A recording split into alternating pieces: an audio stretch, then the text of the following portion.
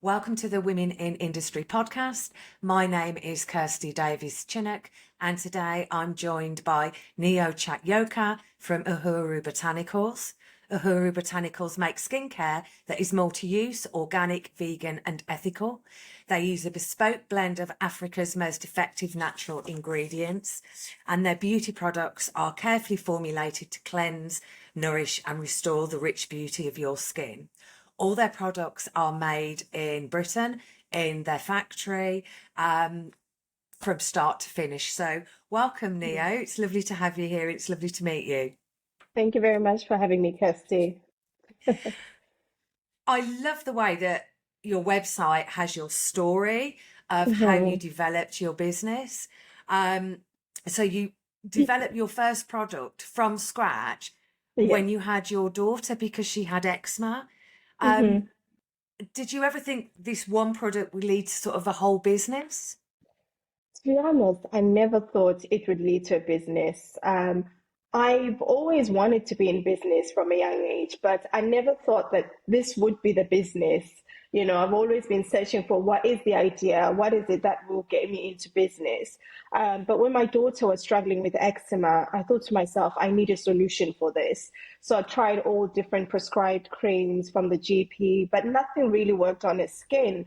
And for a mother to have a child who's struggling with eczema, it's really hard to see them scratching and Mm. crying because the eczema is really irritating their skin, and they're not really getting good sleep and so on because of the scratching.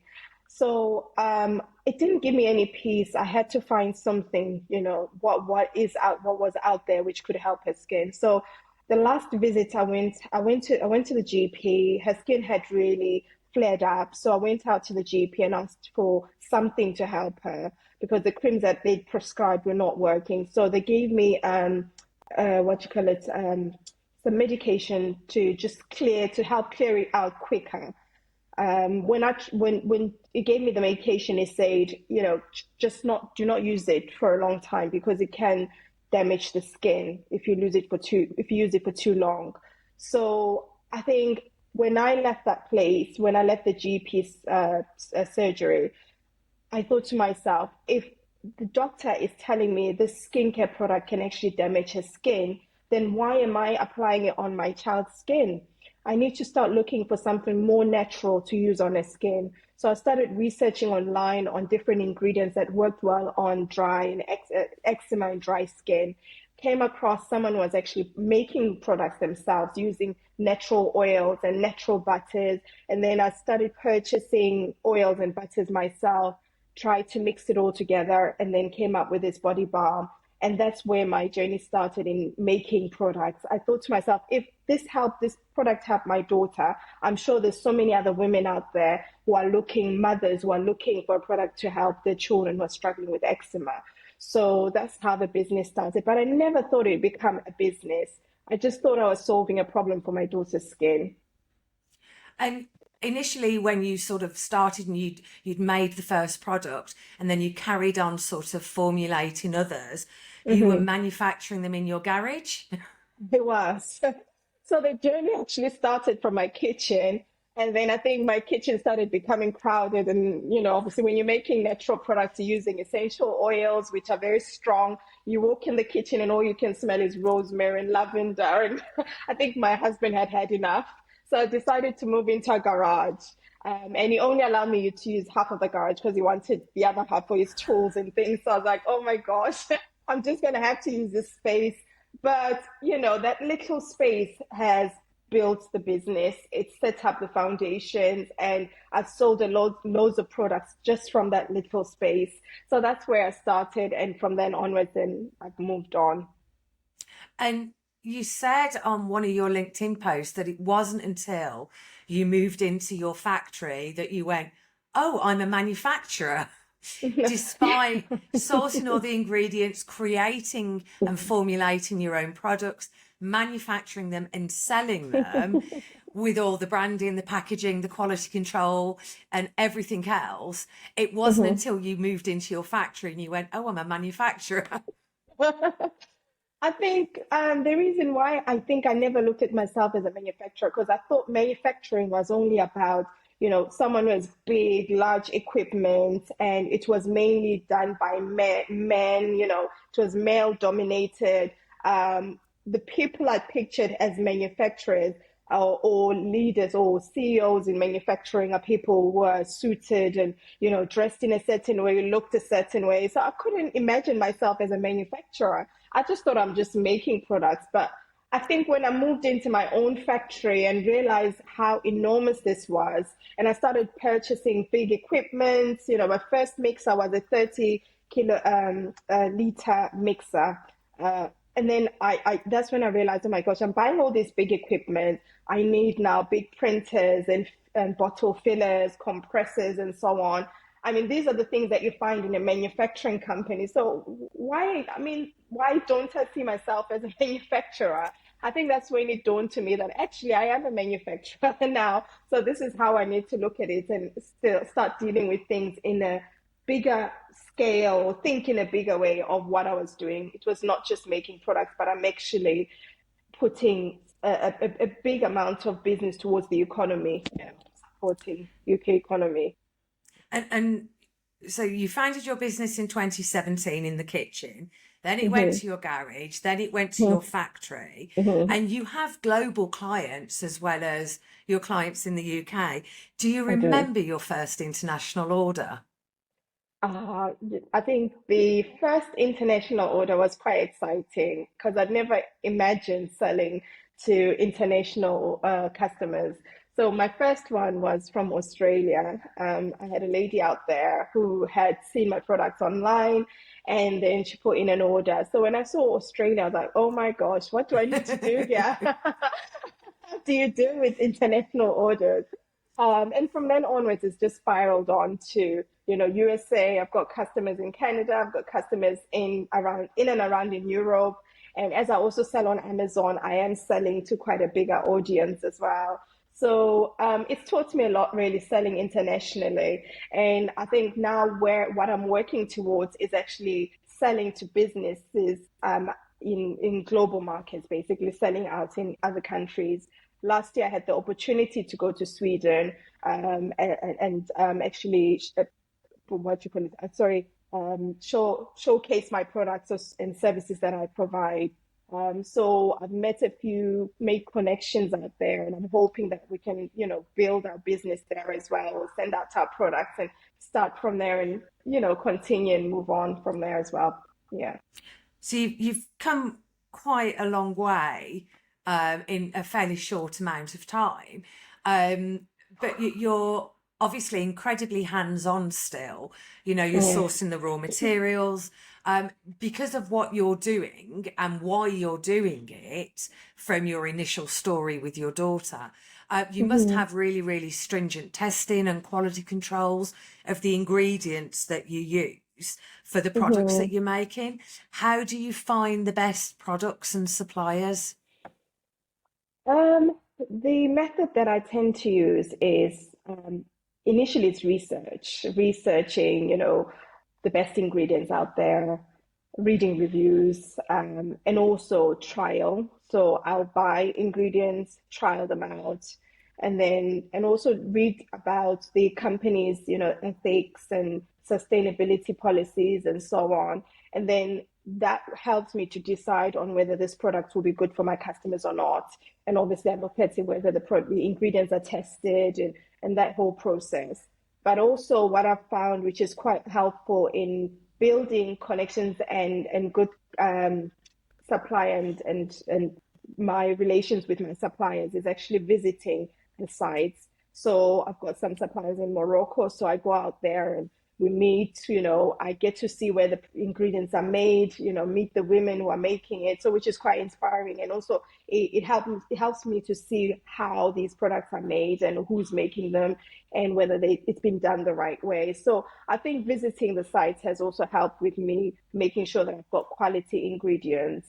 And it's also been important for me to get the products tested, obviously, before they've been sold. So I go through that process as well of testing, rigorous testing before the products are sold to consumers. So yes. You mentioned earlier about, buying bigger equipment and compressed air machines. Um, Mm-hmm. And again, when I was stalking your LinkedIn profile, doing my research, I love the post you put up about the issues you had with the pipes on the compressed air machine Oh, for your bottle yeah. filling machine. It wouldn't work. So you just dismantled it and rebuilt it, I pretty had much. to. Because some of this equipment we are buying it from out of the country, some from China and so on. So when it came, I'd never used this kind of equipment before. I'd never come across a compressor. So when I bought it in January this year, when I moved into the factory, I started stocking up on my equipment and then realized it needed a compressor. I thought it just came with everything and it was ready to use, but no, it needed a compressor. So when I asked the supplier about what compressor to use, he suggested a compressor, but we didn't, I couldn't find one in England. So I, searched around, asked people, but no one could actually tell me how it worked. Then I came across a local wear shop, showed them the machine, which is just an old wear shop, which I wouldn't have thought of going to. It's not those ones which really stand out on the, high street or whatever. But I thought to myself, let me just walk in there with this machine and see whether they can help me. So when I got there, they said, okay, what you need to do is change this pipe. You don't have to use the supplier's pipe. We can, make a pipe for you, which will fit exactly in there. And yeah, so that got my machine working. And it was such an exciting moment. I mean, we were all happy there that finally the compressor and the machine is working. It's getting machines to talk to each other half the time is It the difficult bit. Um, is.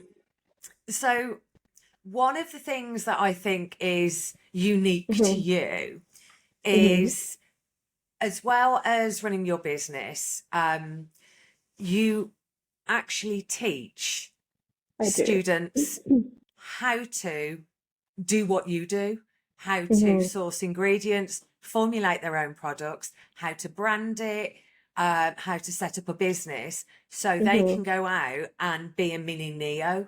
And you're Mm-hmm. actually going to, is it from September, invite them into your factory for Mm-hmm. workshops so they can learn how to use the equipment. Is that Yeah. right? Yes. Yes, I do teach students as well. I mean, this started from someone actually approaching me just, I think, about 3 years ago. And she asked if I could teach her how to make products because she couldn't find anyone out there who would show her how to make natural products. Because most of the courses which are out there, they're online. So they're done online and you don't actually get to speak to someone. It's all computerized and so on. So she wanted someone to have one-to-one lessons with. So I offered to do it, but it wasn't something I was offering at that time. But I decided, okay, let me see if I can help her, and then hopefully she'll carry on and do what she wants to do.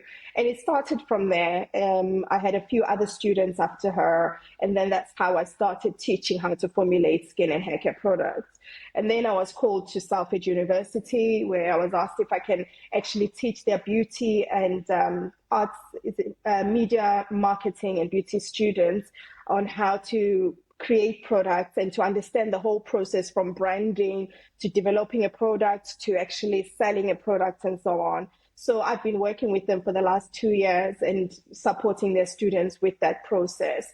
So from that onwards now, I want to also move on to launching my own academy, Formulation Academy, which I'm due to launch, like you say, in September, formally and launch have students attending courses at the factory and teaching them how to formulate, make products, and also how to brand their products, get them tested, and start selling. So that is the plan, really, to actually educate others. And I think the reason why I do it is because I also want to empower others. I don't just want this to just be for me. I struggled to find anyone to teach me. I had to do a lot of research, made a lot of mistakes along the way, bought loads of oils which I didn't need at the start. So I didn't have anyone to show me the way, and I'd want to show other young people, especially women, and especially Black women, on how they can also start this process and learn how to make their own products. And what I find out there is that there's not many diverse skin and hair care products. And I think we need more women, more Black women also making products out there so that there's more products available for everyone, basically. I think it's it's absolutely wonderful that you're doing this, that you're looking to empower other people.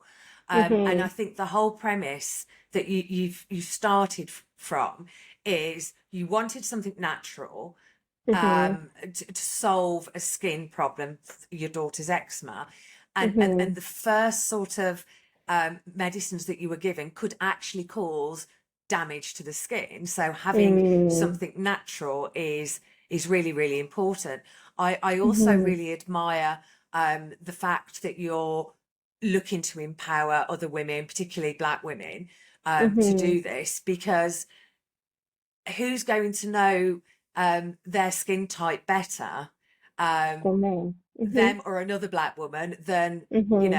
a pharmaceutical company that's out to make money. I mean, of Money. course, you're Mm-hmm. out to make money. You have to be successful, but Mm-hmm. having those ethics at the base of everything you do is Mm-hmm. fantastic. It really is. Um, Mm-hmm. the first student that you taught 3 years ago, did she continue making Oh, products? she did. She actually made a hair oil, which she's selling in her own shop because she already had a shop where she was selling cosmetics and hair extensions and other products that she was selling in there. But she wanted to learn how to make her own skin and hair care products. So she's made her first oil and she's actually selling it at the moment. So throughout that process, she was contacting me to find, okay, I'm ready to now get it tested. I'm ready now to get it branded. What do you think I need to do? So I've always been there really to support it through this process. And we've then gained, made a good relationship where I've got my products selling in her shop as well. So I think that's how we build each other. It's not just a one-way stream, but we try and throughout this process is build each other. Collaboration is incredibly important, and I It think it's is. only going to get more important as the world around Yeah. us changes. Mm-hmm. Um, but you must feel really, really proud when you look at her having achieved that. That Mm-hmm. you've inspired her and helped her to achieve making a first product that she's selling. That must be a wonderful feeling.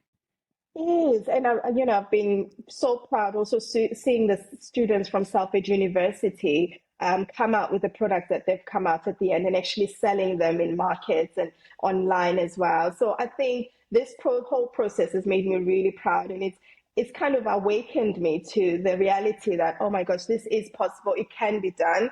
There are women out there who want to learn how to do this, but they've got no one else to show them. So there is a space out there for me to teach and show them this whole process. So yes, definitely proud. Oh, I was going to ask you, because I tend to ask most people if this is the sort of career you thought you'd have.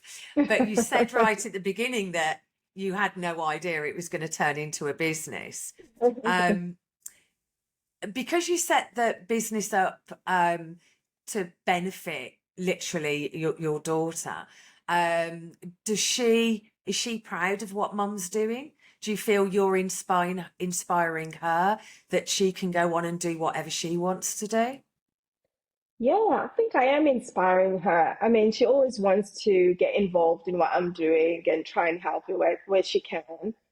She's still a bit young. She's 7 years old now, so she can only do so much. But I think she is getting inspired, and it's not only a distant um, imagination, distant thoughts that, women seeing other people out there, but she's actually seeing someone at home creating this and doing it for her and for the reasons why I did it for her. So I think she is inspired. She is. And when you're working with your students, um, do you have any particular advice you give them? Um, Sort of more generic advice, sort of what do you say to them?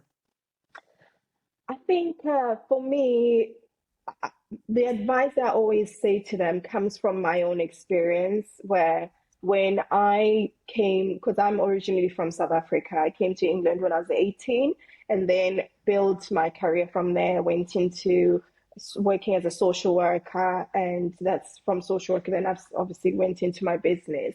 But in that process, I've had children, I've got married, and so on. So I lost my voice, I lost who I was, and I focus more on other people than myself.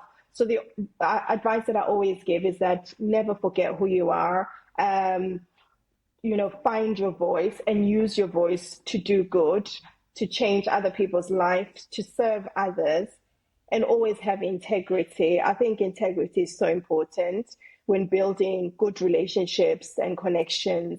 So that's the advice I always give, is always use your voice. Don't forget who you are in the process, in everything that you go through life. I think that's really interesting, finding your voice, because Mm-hmm. of our voices change They from a do. teenager to a young woman to then perhaps a parent, Mm-hmm. and then you get older and you sit down at 10 o'clock at night and you realize you've Mm-hmm. not Time is done gone. anything for yourself all day. Mm-hmm. And I think finding your voice is important. Having Mm-hmm. that communication with your partner, Mm-hmm. and making things clear. We Over the years, society in the UK and all around the world, I'm sure, um, has dictated the sort of relationship gender roles, the split at Mm-hmm. home. And then all of a Mm-hmm. sudden, we find the person who's the main carer is also Mm-hmm. working a 50, 60 hour week, Exactly, yeah. and then still try to do all the stuff at home.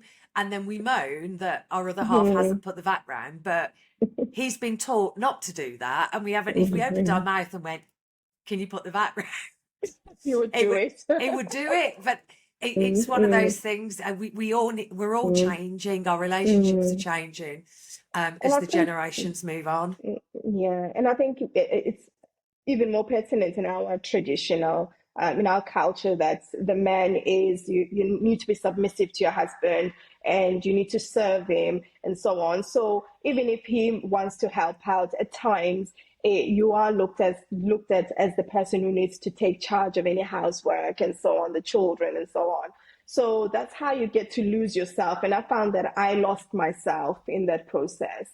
And the minute I found myself, that's when I realized, oh my gosh, there's a bigger plan for my life more than what I have here. I can still love and care for my family, but I need to take care of myself as well in that process.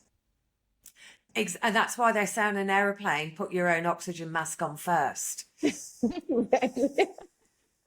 a good one. So your advice that you give out is fantastic, and I think Mm. it's really, really important. But what's the best advice you've ever received? Mm. Gosh, there's just so many birds. I think one I would say, which I received from my grandmother. We're very close with my grandmother, and I spent a lot of time with her out in the countryside, in the rural areas of South Africa, where I learned a lot about, working in farms and, handwork and so on. She always taught me to always be humble. If you're humble, my child, you go very far. So be humble and never forget where you're coming from. And I think that is what pushes me a lot, is because I don't forget where I was before I came to the UK, or even where I was last year and where I am now. I always remember all the work that I put in to get to where I am. And that keeps pushing me further to actually work even harder to achieve the goals that I've set out for myself. So that advice of never forget where you're coming from has pushed me through a lot of difficult times, I'd say.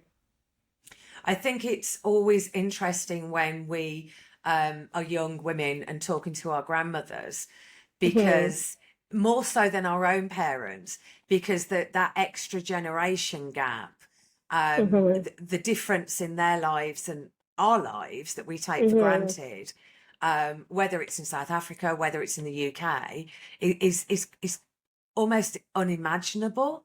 That Mm-hmm. you did what you just you find it Mm-hmm. hard to believe, don't you, with all Yeah. the advances we've had over the last 80 years or so Yes. in Mm-hmm. technology. it's a different Changed a world. lot. It has. It has. And Uh, you need to keep evolving with the technology and the changes, but still staying true to your beliefs and where you're going to. I think that's where it comes back down to making Mm-hmm. sure you're true to your own ethics. Mm-hmm. Um, and if you can hold on to those and keep your integrity, then Mm-hmm. moving forward, you can still evolve, but you've got good foundations to stand on. Mm-hmm. Mm-hmm. That's true. That's true. Neo, it's been absolutely lovely talking to you. Thanks, I'm really Kirsty. looking forward to September and your LinkedIn posts and seeing how your academy launch goes. Oh, And I wish you every success for the future. Thank you so okay. much. Okay. Thank you very much, Kirsty, for having me. And nice meeting you. Take care.